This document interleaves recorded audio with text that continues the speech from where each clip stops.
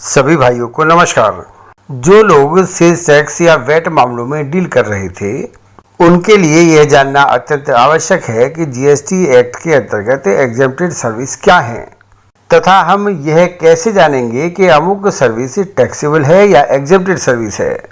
इसके साथ साथ क्या गवर्नमेंट को या गवर्नमेंट के द्वारा दी गई सभी सर्विसें एग्जेम्प्ट हैं, जैसे सरकारी अस्पतालों में सफाई कर्मी या सुरक्षा कर्मी आदि प्रदान करना, सरकारी अस्पतालों में बीमार की सुविधा हेतु ट्रॉली चलाना, सरकारी अस्पतालों में एम्बुलेंस सेवा प्रदान करना आदि।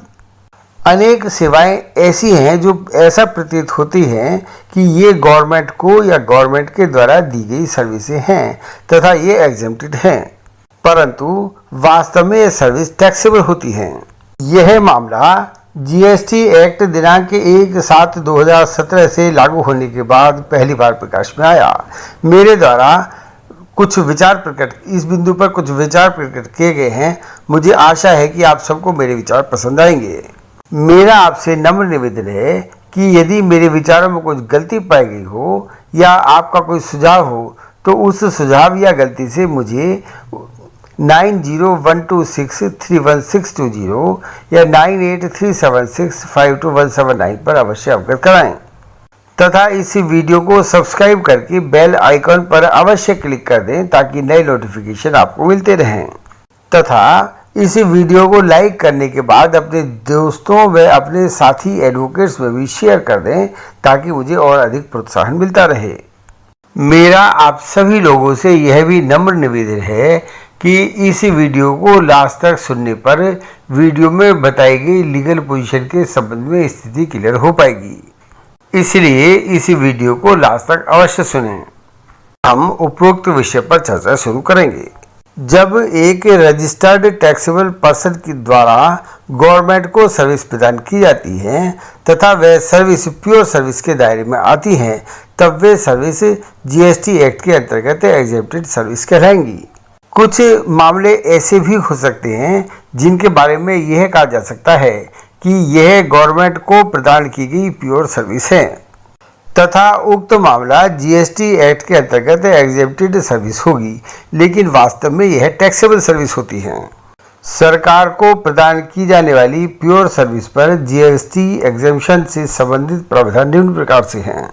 Notification number 12/2017 central tax rates dated 28/6/2017 के द्वारा केंद्र सरकार, राज्य सरकार या केंद्र शासित प्रदेश या लोकल अथॉरिटी या किसी गवर्नमेंटल अथॉरिटी को प्रदान की गई प्योर सर्विस को जीएसटी में एग्जेम्पशन दी गई है, परंतु इसमें वर्क कॉन्ट्रैक्ट सर्विस या किसी माल की कंपोजिट सप्लाई शामिल नहीं है। ऐसी प्योर सर्विस को संविधान के आर्टिकल 234G के अधीन पंचायत को या संविधान के आर्टिकल 243W के अधीन नगर पालिका को सौंपे गए कार्यों में से कोई कार्य करके सप्लाई की जा सकती है। नोटिफिकेशन नंबर 12/2017 के बिंदु नंबर 3 पर चैप्टर 99 के अंतर्गत उन सर्विसेज को दिया गया है जिन्हें इस नोटिफिकेशन द्वारा छूट दी गई है। इस नोटिफिकेशन के बिंदु नंबर 3 में नोटिफिकेशन नंबर 2/2018 द्वारा संशोधन किया गया। कृपया इस संशोधन का अध्ययन करने का कष्ट करें। इसके लिए वीडियो का ब्लॉग भी इसके डिस्क्रिप्शन बॉक्स में दिया गया है। नोटिफिकेशन नंबर 12/2017 के बिंदु नंबर 3 पर छूट का लाभ लेने के लिए गवर्नमेंट को प्रदान की जाने वाली सर्विस को 11th शेड्यूल या 12th शेड्यूल द्वारा कवर होनी चाहिए। अब प्रश्न यह आता है कि notification number 12/2017 central tax rates के अंतर्गत छूट का लाभ लेने के लिए आवश्यक शर्तें क्या हैं। इन आवश्यक शर्तों का वर्णन निम्न प्रकार से है। नंबर 1, प्योर सर्विस को ही प्रदान की जानी चाहिए। नंबर 2, उस सर्विस को प्राप्त करने वाला रेसिपिएंट केवल सरकार होनी चाहिए। सरकार से तात्पर्य केंद्र सरकार, राज्य सरकार, केंद्र शासित प्रदेश या लोकल अथॉरिटी या किसी गवर्नमेंटल अथॉरिटी आदि से है। नंबर 3, प्रदान की गई सेवाएं भारत के संविधान के आर्टिकल 243 जी के अंतर्गत पंचायत को सौंपे गए किसी भी कार्य से के संबंध में, या भारत के संविधान के आर्टिकल 243 डब्ल्यू के अंतर्गत नगर पालिका को सौंपे गए किसी भी कार्य के संबंध में होनी चाहिए। अब प्रश्न यह आता है कि प्योर सर्विस का मतलब क्या है।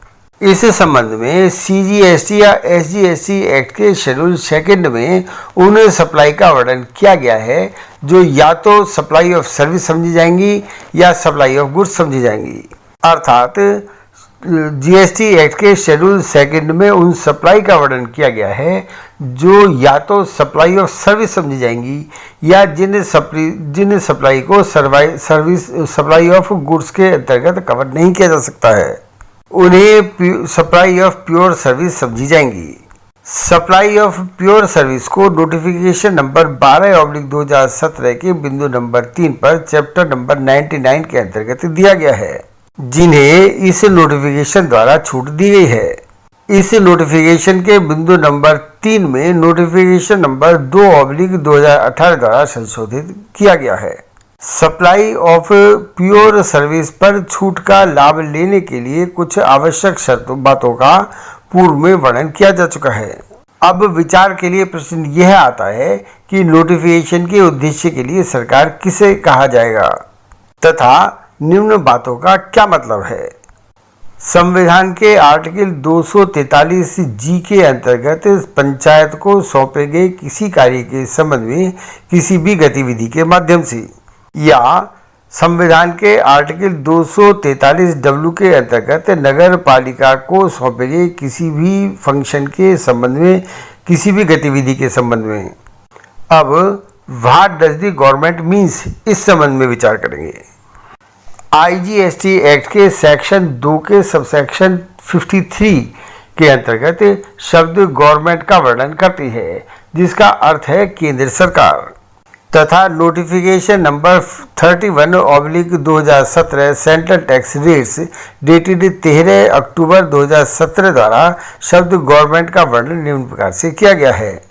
एक अथॉरिटी या ए बोर्ड और एनी अदर बॉडी जिसमें कोई सोसाइटी, ट्रस्ट या कॉरपोरेशन भी शामिल है, जो कि नंबर 1 संसद या राज्य सरकार की विधायिका के किसी एक्ट के द्वारा स्थापित हो, या नंबर 2 केंद्र सरकार या किसी राज्य सरकार द्वारा स्थापित की गई हो जिसमें उसका 90% या अधिक इक्विटी एंड कंट्रोल हो, तथा जिसका उद्देश्य केंद्र सरकार या राज्य सरकार या केंद्र शासित प्रदेश या लोकल अथॉरिटी द्वारा सौंपे गए कार्य को करना हो। अब दूसरा प्रश्न यह आता है कि इस वाक्य का क्या अर्थ है, अर्थात by way of any activity in relation to any function entrusted to panchayat under article 243 G of the constitution और in relation to any function entrusted to an municipality under article 243W of the constitution।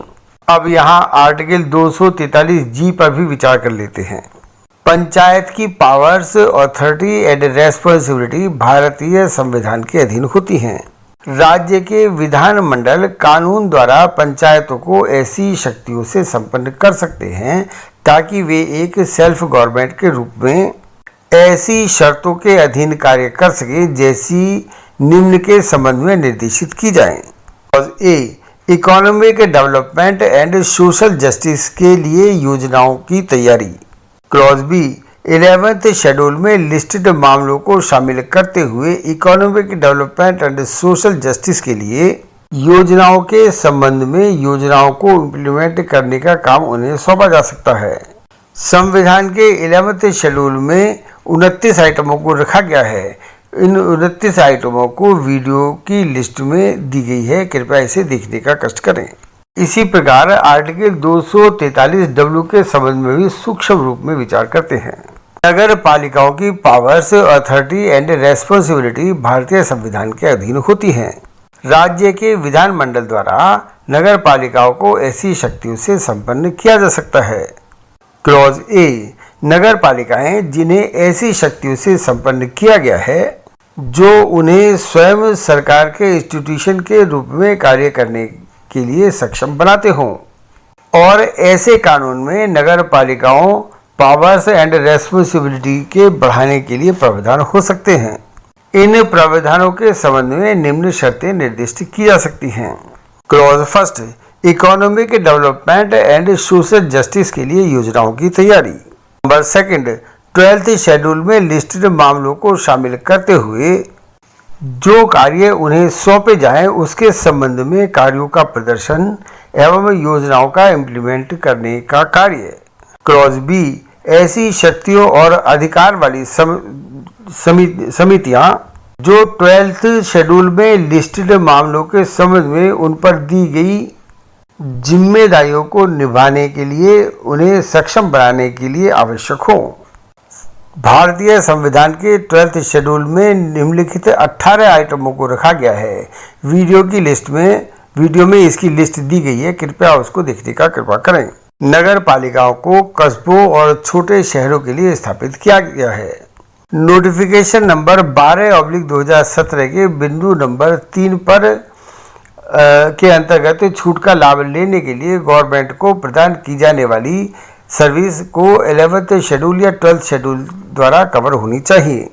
Exemption to some service के संबंध में circular number 51 जारी किया गया है। कृपया इसका अवलोकन करने का कष्ट करें। अब हम राज्य सरकार के साथ साथ केंद्र सरकार के अंतर्गत विभिन्न अस्पतालों को दी जाने वाली सेवाओं पर विचार करते हैं। Number first, security service and स्क्रीजिंग सर्विस, अर्थात सफाई सेवाएं कर्म बंधु सुरक्षा कर्मियों के अलावा पुरुष कर्मी की सप्लाई। स्क्रीजिंग सर्विस अर्थात सफाई कर्मियों द्वारा की गई गतिविधियों में निम्नलिखित गतिविधियां शामिल हैं। ए, मैनुअल सफाई जहां आवश्यक हो। बी, अटेंडेंट्स के कर्तव्य, जैसे किसी विशेष स्टोर से विभिन्न वार्डों में दवा या ऑक्सीजन सिलेंडर लाने। सी, इमरजेंसी वार्ड से विभिन्न वार्डों में या वार्डों से विभिन्न परीक्षण के लिए जैसे blood test, X-ray, scan ETC ट्रॉलियों का संचालन। Number second, private service providers द्वारा सरकार को एम्बुलेंस सर्विस प्रदान करना। एग्जेम्पशन नोटिफिकेशन के बिंदु संख्या 3 और 3A के अंतर्गत छूट के लिए पात्रता के संबंध में 3 पहलुओं से जांच करनी चाहिए। ए, क्या सप्लाई की जा रही सर्विस प्योर सर्विस है या कंपोजिट सर्विस है। बी, क्या सर्विस का रिसिपेंट गवर्नमेंट या लोकल अथॉरिटी या गवर्नमेंटल अथॉरिटी है। तथा सी, क्या प्रदान की गई सर्विस संविधान के अंतर्गत किसी पंचायत या नगर पालिका को सौंपे गए कार्य के रूप में वर्गीकृत है। जीएसटी एक्ट के अंतर्गत प्योर सर्विस को परिभाषित नहीं किया गया है। इस विषय के संदर्भ से यह प्रकट होता है कि जिस सर्विस को माल की सप्लाई नहीं होती है उस सर्विस को प्योर सर्विस माना जाता है। दोनों सूचियों के अध्ययन से स्पष्ट होता है कि सेंट्रल, स्टेट, डिस्ट्रिक्ट या लोकल अथॉरिटीज के इंस्टीट्यूशन के रूप में सरकारी अस्पतालों और मेडिकल कॉलेजों को प्रदान की गई स्क्रीनिंग सर्विस स्पष्ट रूप से दोनों ही सूचियों में शामिल है। स्क्रीनिंग सर्विस अर्थात सफाई करने की सर्विसों में मैनुअल सफाई अटेंडेंट्स के कर्तव्यों या टोलियों के ऑपरेटर शामिल हैं। आर्टिकल 243G के लिस्ट के सीरियल नंबर 26 पर स्वास्थ्य सेवाएं और स्वच्छता सेवाएं, जिसमें हॉस्पिटल्स, प्राइमरी हेल्थ सेंटर तथा डिस्पेंसरी शामिल हैं। इसी प्रकार आर्टिकल 243W की लिस्ट के सीरियल नंबर 7 पर public health sanitation, conservancy and solid waste management को शामिल करता है। विभिन्न सर्विसों, स्क्रीनिंग सर्विसेज अर्थात सफाई करने की सर्विसों को बंडल्ड सर्विस के रूप में सीरियल नंबर 3 के तहत छूट नहीं दी गई है। अब हम providing of ambulance service to government by private service provider अर्थात PSP का संबंध में विचार करेंगे। इस संबंध में निवेदन है कि कृपया सर्कुलर नंबर 51 डेटेड 31 जुलाई 2018 देखने की कृपा करें, अन्यथा वीडियो बहुत लंबा हो जाएगा। अब CBEC द्वारा जारी FAQ के संबंध में अध्ययन करते हैं। प्रथम प्रश्न यह किया गया कि क्या सरकार या लोकल अथॉरिटी द्वारा प्रदान की जाने वाली सर्विसेज को टैक्स के पेमेंट से छूट दी गई है। इस प्रश्न का उत्तर नहीं में दिया गया। सरकार या लोकल अथॉरिटी द्वारा प्रदान की जाने वाली सर्विसेज को टैक्स के पेमेंट से छूट नहीं दी गई है। उदाहरण के लिए number first, department of post द्वारा दी जाने वाली speed post, express parcel post, life insurance और सरकार को छोड़कर किसी अन्य व्यक्ति को प्रदान की गई एजेंसी सेवाएं। नंबर सेकंड, किसी हवाई अड्डे या एक बंदरगाह के आसपास की सीमा के अंदर या बाहर एक वेसल के संबंध में सेवाएं। Number third, transport of goods या पैसेंजर की सेवाएं। नंबर फर्स्ट, ऊपर फर्स्ट से थर्ड तक दी गई सेवाओं के अतिरिक्त अन्य सेवाएं जो ऐसी व्यावसायिक संस्था को प्रदान की जाएं जो संस्था एग्जेम्प्ट नहीं है और ये संस्थाएं लायबल टू टैक्स हैं। Central government, state government, union territory या लोकल अथॉरिटी द्वारा प्रदान की गई उपरोक्त सेवाओं में से अधिकांश सेवाएं करमुक्त हैं। इन सेवाओं के में संविधान के आर्टिकल 243W के अंतर्गत नगर पालिका को सौंपे गए किसी कार्य के संबंध में गवर्नमेंट या लोकल अथॉरिटी या गवर्नमेंटल अथॉरिटी द्वारा तथा संविधान के आर्टिकल 243G के अंतर्गत एक पंचायत को सौंपे गए कार्य के संबंध में किसी भी गतिविधि के माध्यम से एक गवर्नमेंटल अथॉरिटी द्वारा प्रदान की गई सेवाएं शामिल हैं। दूसरा प्रश्न यह किया गया कि क्या गवर्नमेंट या लोकल अथॉरिटी या गवर्नमेंटल अथॉरिटी पर भी टैक्स देने की लायबिलिटी है। इसका उत्तर भी हाँ में दिया गया। उन सप्लाइयों को छोड़कर जिन्हें नोटिफिकेशन द्वारा एग्जेम्प्टेड सर्विस घोषित किया गया है या जिन्हें CGST एक्ट 2017 के सेक्शन 7 के सबसेक्शन 2 के क्लॉज B के अंतर्गत ना तो सप्लाई ऑफ गुड्स और ना ही सप्लाई ऑफ सर्विस के रूप में नोटिफाई किया गया है, अन्य सभी प्रकार की सप्लाई ऑफ सर्विस पर गवर्नमेंट या लोकल अथॉरिटी या गवर्नमेंटल अथॉरिटी की टैक्स देने की लायबिलिटी है। जैसे नंबर फर्स्ट, अचल संपत्ति का किराया। Number second, department of post द्वारा दी जाने वाली speed post, express parcel post, life insurance और सरकार को छोड़कर किसी अन्य व्यक्ति को प्रदान की गई एजेंसी सेवाएं। नंबर थर्ड, किसी हवाई अड्डे या बंदरगाह के आसपास की सीमा के अंदर या बाहर एक वेसल के संबंध में सेवाएं। उक्त सेवाओं का प्राप्तकर्ता RCM के अंतर्गत टैक्स देने के लिए जिम्मेदार होगा। अब एक प्रश्न जिसे प्रश्न नंबर 13 दिया गया है इस प्रकार है, दिनांक 28/6/2017 को जारी notification number 12/2017 central tax rates में डाक विभाग द्वारा प्रदान की गई एजेंसी सर्विसों का क्या दायरा है। इसका उत्तर यह दिया गया कि डाक विभाग कमीशन के आधार पर कुछ सेवाएं प्रदान करता है, जैसे mutual fund, bonds, passport application, telephone एवं बिजली के बिलों का कलेक्शन आदि। ये सेवाएं इंटरमीडियरी के रूप में होती हैं और आमतौर पर एजेंसी सर्विस कहलाती हैं। इस मामले में डाक विभाग टैक्स का भुगतान करने के लिए बाध्य है। यह भुगतान RCM के सिद्धांत को लागू किए बिना किया जाएगा।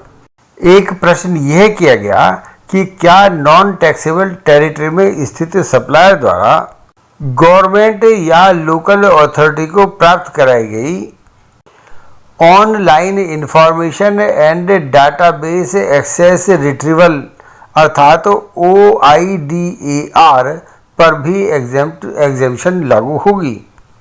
इसका उत्तर नहीं में दिया गया।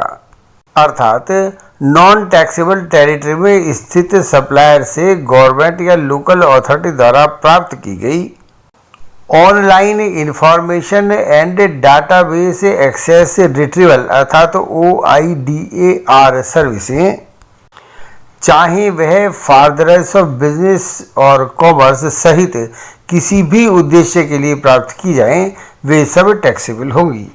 मेरा आपसे नम्र निवेदन है कि अधिक जानकारी के लिए सर्कुलर नंबर 51 डेटेड 31/7/2018 तथा authority of advance ruling AAR द्वारा दिए गए निर्णयों को देखें, ताकि जिनका विवरण इसी वीडियो में भी दिया गया है। अंत में मेरा आपसे अनुरोध है कि यदि आप द्वारा अभी तक मेरे इस चैनल को सब्सक्राइब नहीं किया गया है तो मेरा आपसे अनुरोध है कि मेरे इस चैनल को सब्सक्राइब करने के बाद अपने जानकारों में शेयर भी कर दें, ताकि मुझे और अधिक प्रोत्साहन मिलता